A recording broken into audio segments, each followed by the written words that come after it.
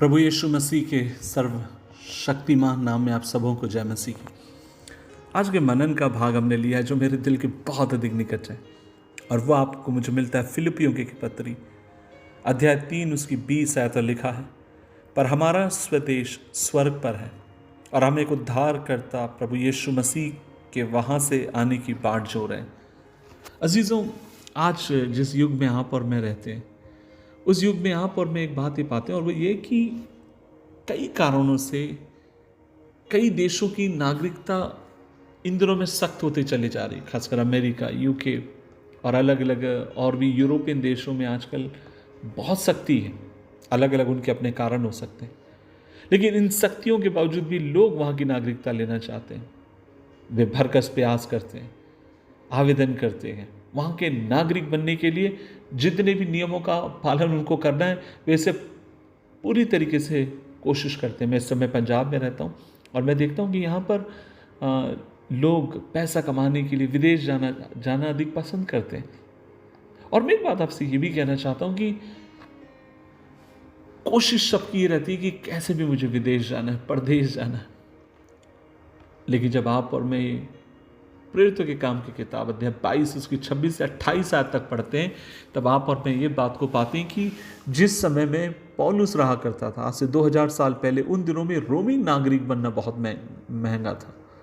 बड़ी कीमत चुकाई जाती थी रोमी नागरिक बनने के लिए। और इस बात को पौलुस ने आसानी से समझ लिया होगा। पौलुस, क्योंकि रोमी नागरिकता भी उसके पास थी, और पौलुस आपको मुझे ये समझाना चाहता है कि शैतान अपना भरकस प्रयास करेगा आपके मेरे लक्ष्य से, आपके मेरे ध्यान को हटाने के लिए, जो परमेश्वर चाहता है कि उसकी ओर आपका मेरा लक्ष्य हो। क्या आप इस बात को जानते हैं कि जिस दिन आप यीशु मसीह को प्रभु और उद्धार करता जानकर स्वीकार करते हैं, हर एक विश्वासी के पास स्वर्ग में स्थायी और शाश्वत नागरिकता का उसको अधिकार मिल जाता है। हमें स्वर्गीय नागरिक बनाने के लिए प्रभु यीशु मसीह ने आपके लिए मेरे लिए कीमत चुका दी। उसे क्रूस के ऊपर आपके लिए मेरे लिए अपने प्राण को दे दिया। खासकर जब आप गलातियों, फिलेमोन, दूसरा यूहन्ना और तीसरा यूहन्ना पढ़ते हैं, इन सब को छोड़कर, खासकर इन 4 किताबों को छोड़कर, आप देखने पाएंगे कि नए नियम की अमूमन सारी किताबें स्पर्श करती गई मसीह यीशु के दोबारा आने के वादों के बारे में। और यीशु ने स्वयं आपसे मुझसे वादा किया। यूहन्ना अध्याय 14 उसकी 1 से लेकर 4 में आप और मैं देखते हैं कि उसने कहा कि मैं एक जगह तैयार करने जा रहा हूँ, मेरे पिता के घर में रहने के बहुत सारे स्थान हैं। प्रारंभिक कलीसिया बहुत उत्सुकता के साथ मसीह के आने की बाट जोआ करती थी। आपको पता है प्रारंभिक कलीसिया किस तरीके से जीती थी? उनका सोचना ये था किसी भी पल मसीह आ सकता, और उस भय भक्ति के साथ जब वे जीवन जीते थे, परमेश्वर में मजबूती के साथ वे बने रहते थे। एक बार किसी ने परमेश्वर के महान दास डीएल मूडी से सवाल किया, और वह सवाल ये था कि आपकी सेवकाई की सफलता का राज क्या? और तब उन्होंने कहा कि मैं हर पल यह विश्वास करता हूं कि मसीह कभी भी लौट सकता है, और जब वो लौट सकता है तो उस तरीके का सचेती का जीवन में जीता हूं।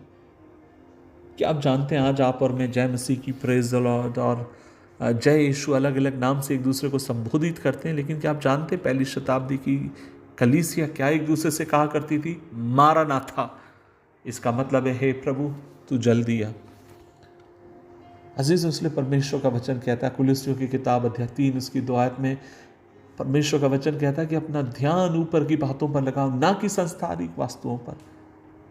हम अपने आप को अनंत काल के लिए हमें तैयार करना है, और अगर आपको मुझे तैयार करना तो आपका मेरा दिल, आपका मेरा दिमाग, सब कुछ उस अनंत काल के घर के लिए टिका रहना चाहिए। अजीजों, मेरी माँ प्रभु में सो गई, और मैं आपसे कहना चाहता हूँ कि जब भी मैं उसके पलों को याद करता हूँ, जब अपनी आंखों को बंद करता हूँ, उसके साथ बिताए गए एक पल को मैं याद करता हूँ, मेरा दिल गदगद हो जाता है, भर जाता है इस विश्वास के साथ एक दिन मैं फिर उसको देखने पाऊंगा और हम मिलकर अपने जीवित परमेश्वर की आराधना करेंगे। यह विश्वास, मसीह आएगा, मसीह आएगा, यीशु मसीह लौट कर आएगा ताकि अपनी दुल्हन को वो लेकर जाए। क्या आप जाने के लिए तैयार हैं? अगर तैयार हैं तो आइए इस संवेदनशीलता के साथ आप और मैं जिए कि मसीह किसी भी पल आ सकते हैं आपको मुझे लेने। आइए दुआ करें। प्रभु जी, हम प्रार्थना करते हैं इस दिन के लिए, हमें अनुग्रह दे कि जैसे पौलुस कहता है कि मैंने अपना विश्वास मसीह में धरा, इसलिए मैं लक्ष्य की ओर दौड़ा चला जाता हूं कि उस पुरस्कार को प्राप्त करूं जिसके लिए परमेश्वर ने मुझे यीशु मसीह में स्वर्ग की ओर बुलाया है। अनुग्रह दे प्रभु, मैं अनंत काल को ध्यान में रखकर जीवन जीऊं और दूसरी तरफ यीशु के आमद का बेसब्री से इंतजार करूं। सहायता कर, यीशु मसीह के नाम से मांगते हैं, आमीन आमीन आमीन।